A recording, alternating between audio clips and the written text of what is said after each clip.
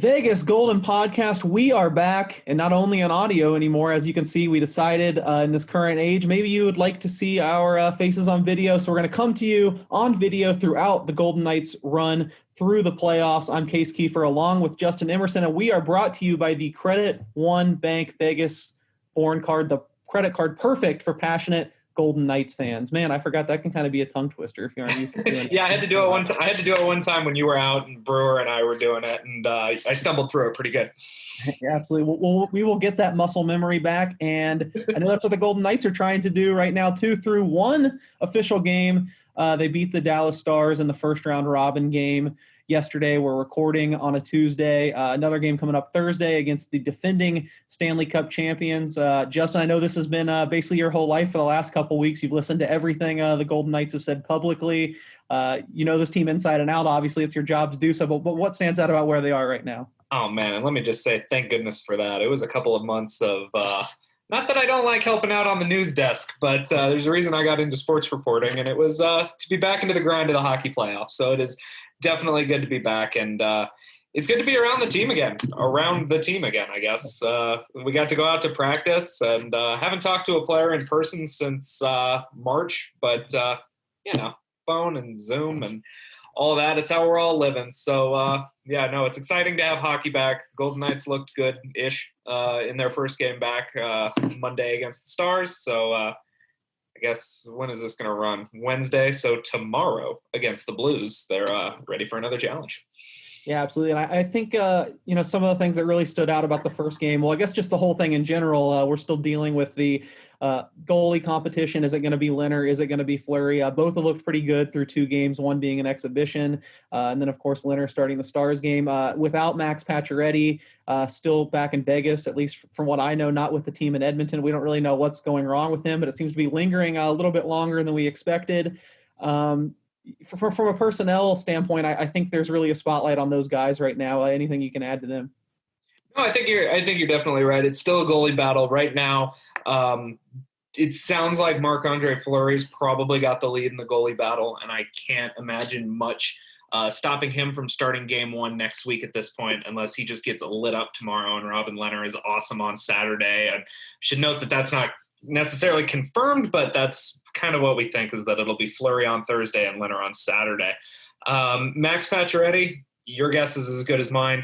He's close apparently, but he's been close for a couple of weeks now. So July 20th was the first practice that he missed, and we still haven't seen him on the ice, on Zoom, or anything. So they had hoped to get him in a practice that week. We're now 2 weeks past, and it'll be at least 3 before he gets here.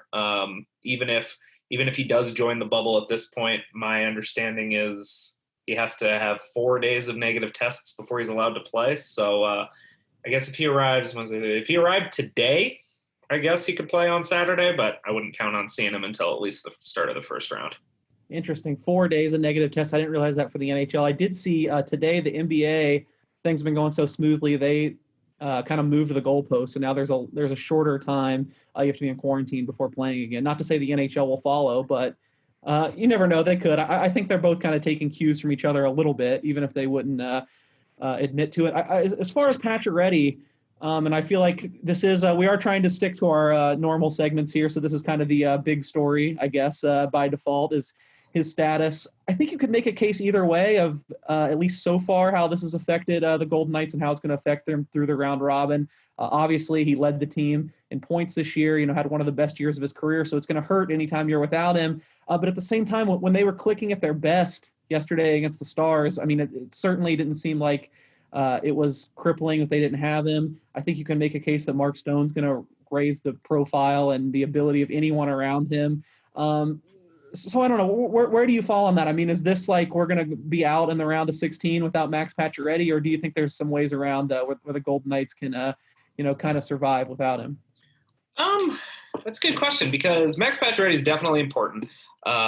He was their best player this season. He had the best season on the team, but I do still think that Mark Stone is the best player on the team. So I think as long as you've got Stone, you're in pretty good shape.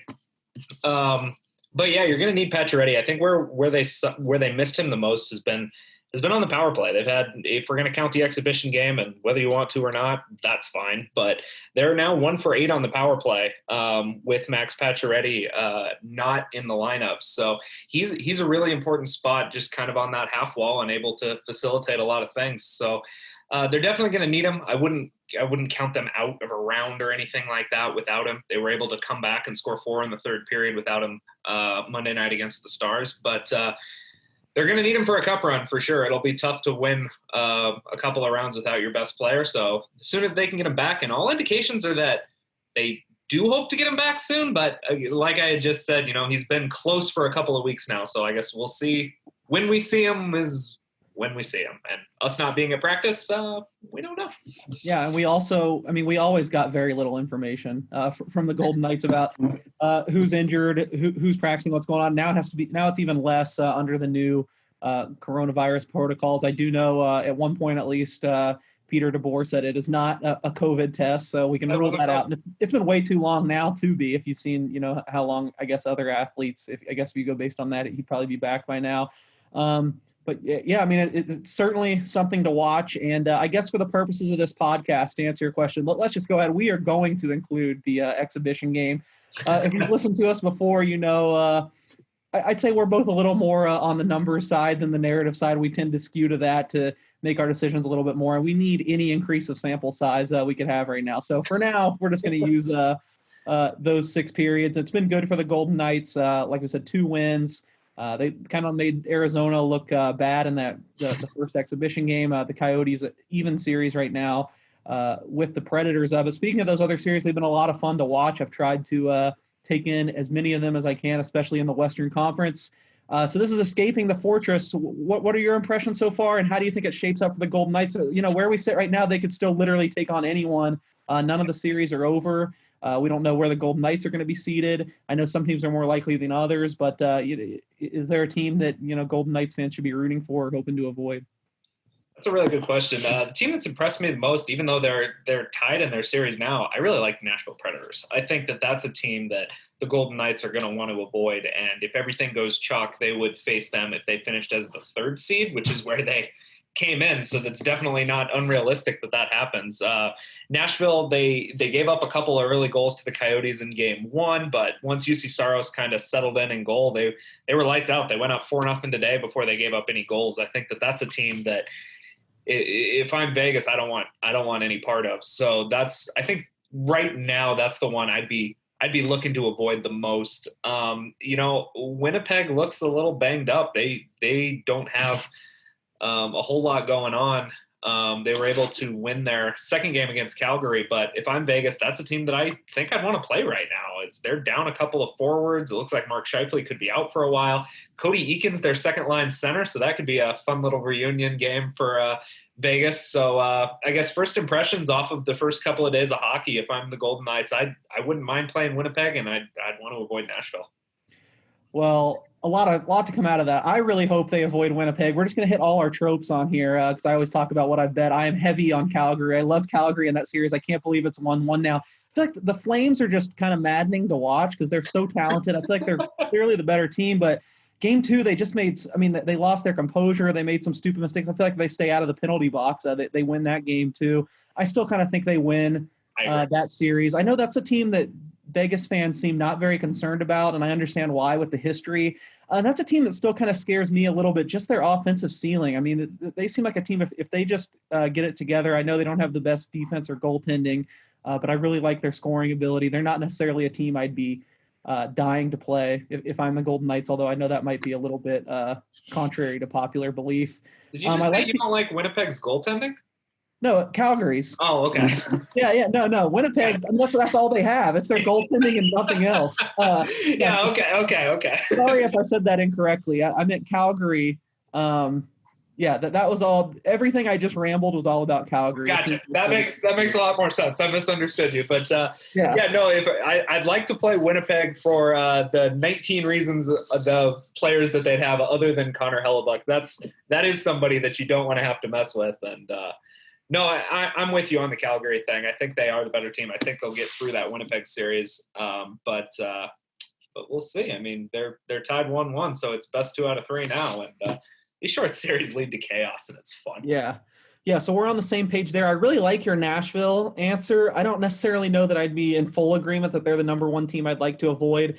I find it interesting, though, as I feel like most people I've seen talk about this, and it's probably colored by past games and, again, probably a small sample size, but the Golden Knights have really struggled with the Wild, and that could be a team they could match up with the Wild or 1-0. But I like the bent. I feel like Nashville in some ways is like a better version of Minnesota. I think they're a little more talented. They both kind of have that defensive style. I can see the trepidation with the Wild, though, especially coming early in the playoffs. I feel like that might be a physical series, like kind of a grinding series. Wouldn't be all that fun to watch. And, we've already talked about Max Pacioretty being injured. I don't think you want anyone else banged up. So I think the Wild, I wouldn't have them number one either, but I think they're another team on the list that probably you'd rather not see in that round of 16. Yeah, I agree with that.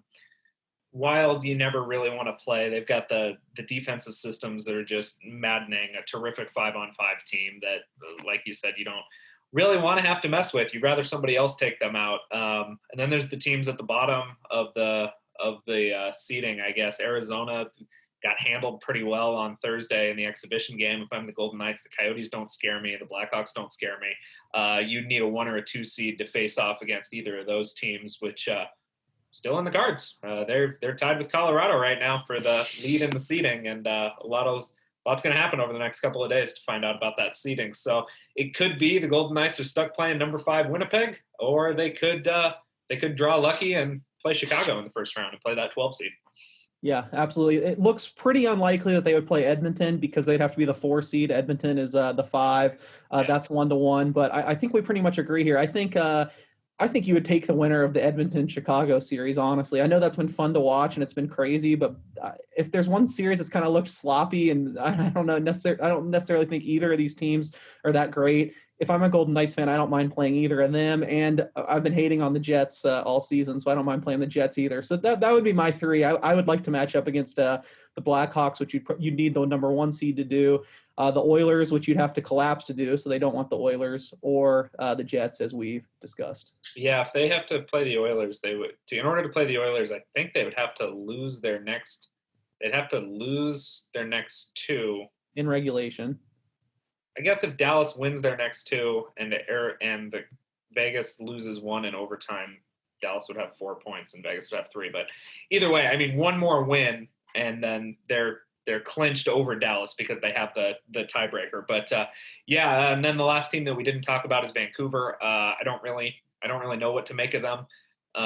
They're kind of interesting. Jacob Markstrom was really good in goal. They have a lot of really exciting forwards. Their defense, other than Quinn Hughes, is fine. They're just kind of solidly fine. I'll defer to the 10 or 11 games in the regular season where the Canucks are the last team to have never beaten the Golden Knights in regulation. So, yeah, the Canucks to me still seem like probably a year away or so, but they are scary. I think they're like a Calgary light kind of in that sense. If they get going, it's not probably the one you choose. I think they got a really bad first round draw with Minnesota. I wouldn't be surprised if that one I like the Wild, but I wouldn't even be surprised if that goes 5. That draws out a little bit. So that kind of does it for the Western Conference. That's the overlook of who the Golden Knights could have when these games really start to matter. Not that they don't matter so far. We're still, can't wait to see what happens in the rest of the round robin. So let's look ahead now, our looking ahead segment, and talk about kind of those next 2 round robin games. I think we already mentioned St. Louis Thursday,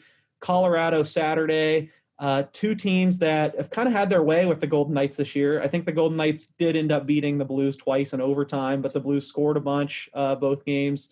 The Avalanche have beaten them both times. I guess we're going to learn something. We're going to learn a little bit more these next 2 days about how the restarted Golden Knights look against these 2 teams. Yeah, just fun with numbers, and I'll have a story on the Sun. I guess if this podcast comes out on Wednesday, you'll see it this morning on the Sun about just the Golden Knights comebacks. And this season, they had only 2 times did they ever come back from when they were down 2 or more goals. Somehow they were both against the Blues. I don't know how that necessarily happens, but the only 2 times they've come back from a multiple goal deficit to win have been against St. Louis. And so that's something. Colorado, on the other hand, I think outscored Vegas 9-1 or something, 9-2 in their 2 meetings. Colorado, since that Nevada Day beatdown that Vegas handed them in year 1, has kind of had their way with the Golden Knights. So that's going to be a telling game on Saturday. If the Golden Knights can get through St. Louis, if they beat St. Louis on Thursday, you figure Colorado beats Dallas, that game on Saturday could be for the number 1 seed. So it's going to be fun. But I got to tell you, and maybe you felt this way, the Golden Knights game is different because we cover it. But, I mean, these round robin games just aren't as fun as the qualifying games. Like, the stakes are there, I guess. Like, we have to sort of get fired up about the idea for seeding. But, I mean, we just ran through all the seeding, and you said you're not scared of the 5 seeds. So it's like the worst case scenario here, they're playing the Oilers. Which I kind of disagree with you about the Oilers, but that's the point. Like, it doesn't super matter when you don't have home ice. So I'm just having a hard time getting fired up. I haven't watched any of the Eastern Conference qualifiers. I just don't super care. I don't know where you stand on that. I think you have a really good point. I have watched a lot of them, actually, because I had money on the Lightning yesterday, and that ended up being a real edgier seat there. But I agree with you, especially the 2 Western Conference games. I mean, Mark Stone's own words was they came out flat yesterday. Vegas didn't really look like they had any urgency in the first 2 periods. Now, of course, that's flipped, and they looked like a different team in the third. Right. And I really thought the same thing was true about St. Louis specifically. I know that was a really close game. It ended up being fun to watch because the Avalanche scored with literally 0.01 seconds. Closest buzzer beater you'll ever see in a hockey game. Yeah. So I was watching that game, but I expected, I guess I was just wrong on this. I thought the Blues having that time off and kind of their MO, I thought if any of the 4 teams were really going to go all out, it would be them. And I thought that was just a pretty bad performance by them. And the Avalanche, of course, obviously it was a close game. It was decided with 0.01 seconds left, but just from watching, and I haven't really dug into the box score or the advanced stats or anything, but it seemed like the Avalanche really controlled it. They seemed like the hungrier team. The Blues, kind of seemed like the Golden Knights of the first 2 periods where it was just kind of lethargic. Hopefully that's not a omen of things to come for Thursday, because it's going to be a really dull game to watch if neither of these teams care to be there. I guess we have to say that's within the realm of possibilities, though. Well, I mean, the Blues last year, were they they obviously won the cup. Were they a wild card team, or did they sneak into one of those? I think it was so close at the end they snuck into one of the top 3. Yeah, I mean they don't care about seeding. I mean, they won the cup last year, so if they fall to the 4 seed, they were the number 3 team in the Western or in the Central Division last year. But like, they don't care if they fall to the 4 seed. Then he said they're playing the Oilers or the Predators or something like that, teams that they feel that they're better than. So and it's also, that's the thing. It's one game, and it's too hard to a game that doesn't necessarily matter. It's too hard to draw too many conclusions. Like, Vegas looked really bad in the second period yesterday. I mean, and my game story that I had started writing before the third period ended was, okay, like, they don't look good. They're probably looking at the 3 or the 4 seed if they lose that game. But I don't know. We're supposed to care, I guess. But even Pete DeBoer, like, all during camp, he's mentioned it's like, yeah, we want to win these games. Of course we want to win these games. But he's also said that they have 4 games to get ready before the games really matter, that being the exhibition and the 3 round robin. So I don't know. It's they got to get through the Blues and the Avs, but if they don't, it's fine. Yeah.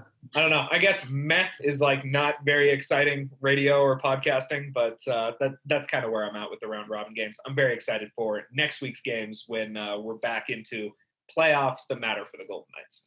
Yeah, the meh show. I think that's good, and it wasn't hard to even read between the lines of what DeBoer was saying. I mean, I know, of course, all the players are going to say, yeah, we want to win these games. We need to be, getting into rhythm and whatever.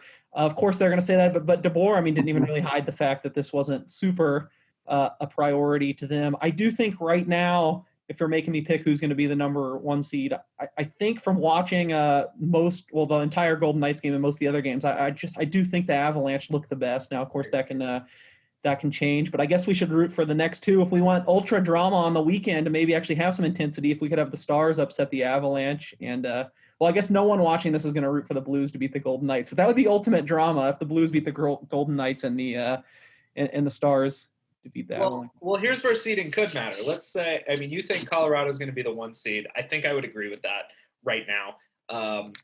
So if that's the case, it's kind of important for the Golden Knights to beat the Blues on Thursday, because then you're looking at the 2 seed as opposed to the 3 seed, and that means not having to face Colorado until the Western Conference Finals. So you'd rather the Blues and Avalanche have to play each other in a 1-3 game potentially, or 1-4, I guess it would be Dallas or whatever.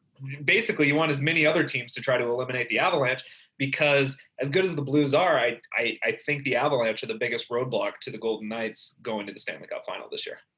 Yeah, so that's interesting. I definitely would tend to agree. I think you want to be on the Stars side, even though, I mean, the Stars showed signs last night, and I think they are a little scary with Ben Bishop and the way he can, if you're looking at goalies that can just go on a ridiculous hot streak and keep you out of the net, I think he's one of them. So, but I agree. You want to be on their side. Yeah, best case for the Golden Knights is you avoid the Blues and the Avalanche long enough for somebody else to eliminate them, and then you play like the Stars or the Oilers or the Predators in the Western Conference Final. I think is the best matchups for Vegas. I wish that the NHL, since we tinkered with everything, didn't baseball end up doing this? I wish they went to the format instead of all the reseeding that you pick your opponent. That's like my favorite thing. I love it. That'd be cool.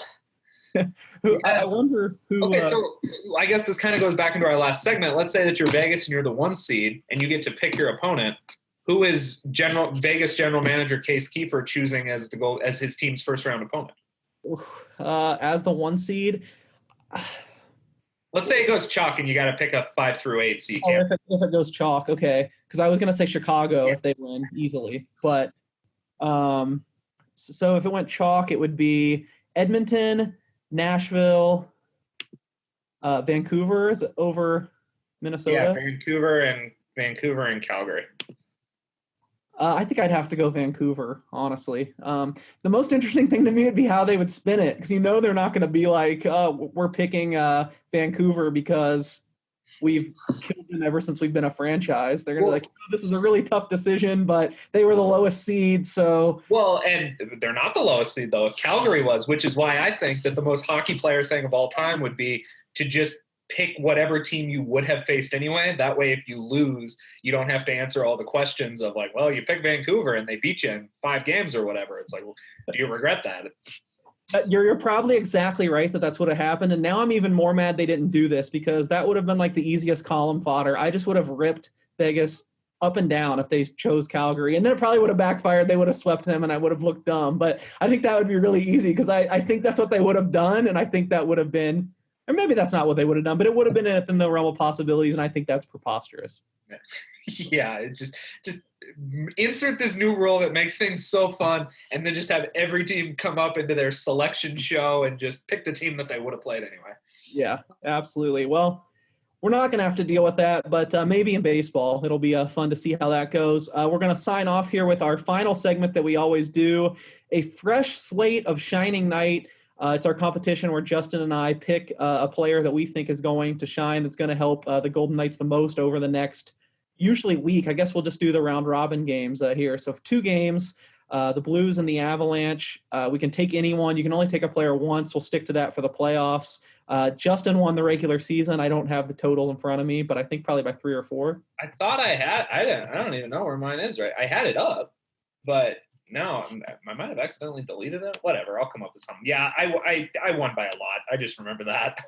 Yeah, Brewer didn't help me when he subbed in either. I think I got a couple losses from him too. So I think, therefore, you get the first pick. I guess you could concede. We'll pretend you were the coin toss winner. Do you want to pick first, or do you want to put the onus on me? I'm going to kick off. I think I'm going to give you the ball first and have you pick, because. So we're going to do it for these first 2 games. Is that how we're going to do it? And then pick again? Yeah, I think that's fair before the series, right? Yeah. So we're picking off of 2 games. So you got your choice of anybody. Yeah, this is a tough one.